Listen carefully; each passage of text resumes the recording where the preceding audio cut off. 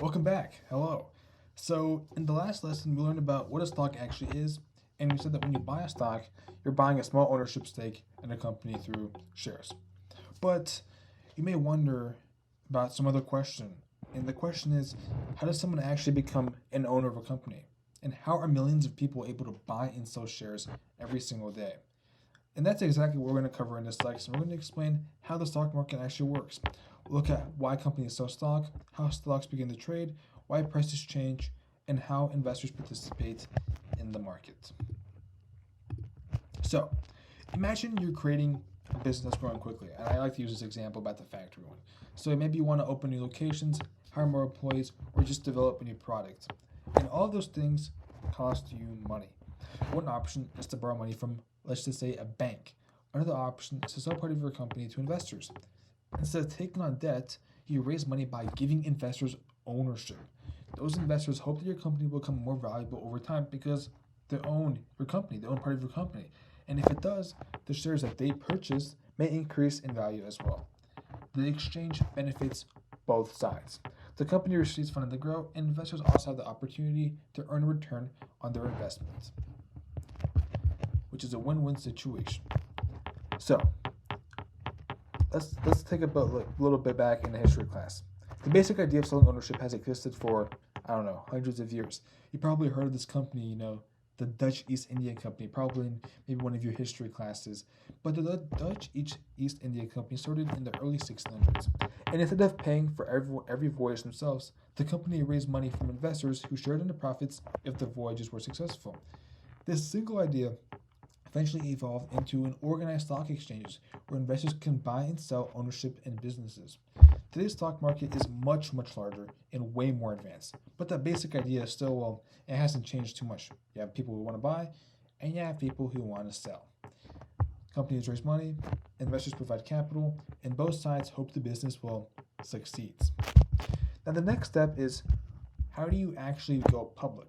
When a private company decides it wants to sell shares to the public for its first time, it goes through something called an initial public offering, or an IPO. Before an IPO, the company is privately owned. After the IPO, anyone with a brokerage account can usually buy shares of that company. The money raised during the IPO goes directly towards the company. That money might be used to build new factories, my favorite example, expand into new countries, invest in research, hire more employees, and basically anything they want to do with the money. Going public is often a major milestone because it gives companies access to much larger amounts of capital. So, what happens after the IPO? After the IPO, something pretty important actually changes. Most stock trading is no longer between investors and the company. Instead, investors are buying and selling shares of each other. Thinking about, I don't know, buying a used car. Most of the time, you're not buying it from the manufacturer, you're buying it from somebody who already owns it. Stocks work pretty similarly. If you buy one share of a company today, you're usually purchasing it from another investor who decided to sell a piece of that company. The company isn't actually involved in most of the transactions. So, how do buyers and sellers actually find each other? That's what brokerages and stock exchanges are for. A brokerage is a company used to invest. Examples are Fidelity, Charles Schwab, Wildwood, Interactive Brokers, Webull, and a lot more. When you place an order in your brokerage account, that order is sent to a stock exchange or another trading venue where buyers and sellers are matched together. The brokerage acts like a bridge between you and the market, basically like a middleman. And without these brokerages and exchanges, buying and selling stocks would be, well, a lot more difficult because there wouldn't be anyone to connect you to the buyer and seller, right? And it has to be perfect. The seller and the buyer have to agree on the same exact price to buy or sell whatever stock, whatever share they're trying to do. So, why do stock prices actually change?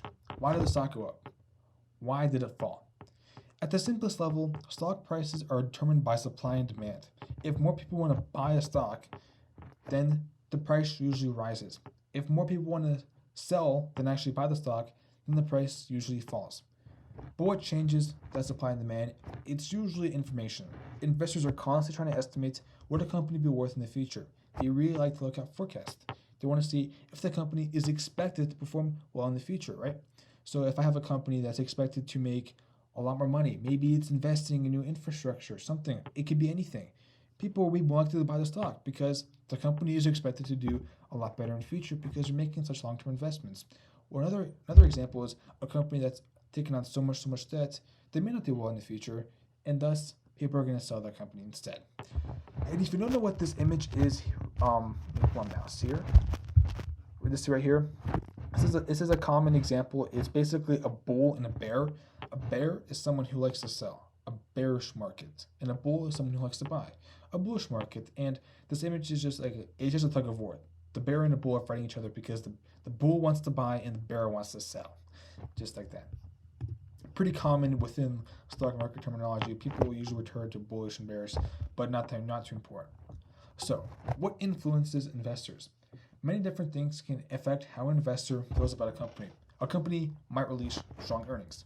It might include a successful new product, or it might just announce plans to expand new infrastructure, whatever it might be want to be doing. Those events can make investors more optimistic, right? But on the other hand, the company could lose money, face stronger competition, receive negative news, or just something bad that's going on with the company. And also, broader events matter too. Changes in interest rates, inflation, government policy, or even global events may affect a lot of companies at once. Not just one, but a lot of companies. So if the market is facing something, the global economy is facing something, chances are the individual stocks are also facing something too. The stock market is always processing new information, and prices adjust as investors react. So, as stock prices change, so does a company's market value. Market value, often called market cap, is simply the total value of all a company's outstanding shares.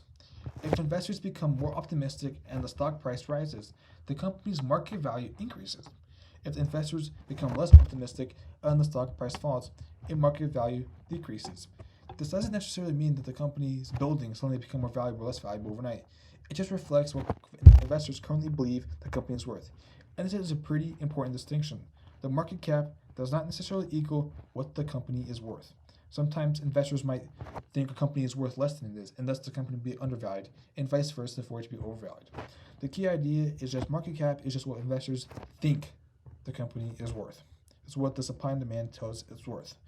And if you want to know, the formula for market cap is pretty simple. It's just the number of shares times the share price. That's it. Pretty easy, right? Awesome. So, because my prices move every day, some people try to profit off short-term trades. This is called trading, and others focus on owning strong companies for years when I'm investing long-term. This is called long-term investing. Pretty surprising, right? Historically, long-term investing has generally been a more successful strategy for many individual investors because it focuses on long-term growth of businesses rather than trying to predict short-term price movements. That doesn't mean prices won't fluctuate. They 100% will, right? They always fluctuate. But successful investing is about patience rather than constantly buying and selling. Just because a company may not be doing good in the first year, it may do extraordinary in the next decade. So, let's take a look at our key takeaways. Companies sell stock to raise money for growth. An IPO is the first time a private company sells shares to go to the public. After that, investors usually buy and sell shares from each other through brokerages and stock exchanges. Stock prices change because supply and demand changes, and investors are constantly reacting to new information from the news, from the global economy, etc. Finally, while markets move every day, investing is generally about understanding businesses and making thorough, thoughtful, long-term decisions rather than simply reacting to short-term price changes. So, that's the lesson. Feel free to conclude the rest of the lesson, and I'll see you in the next one. Bye-bye.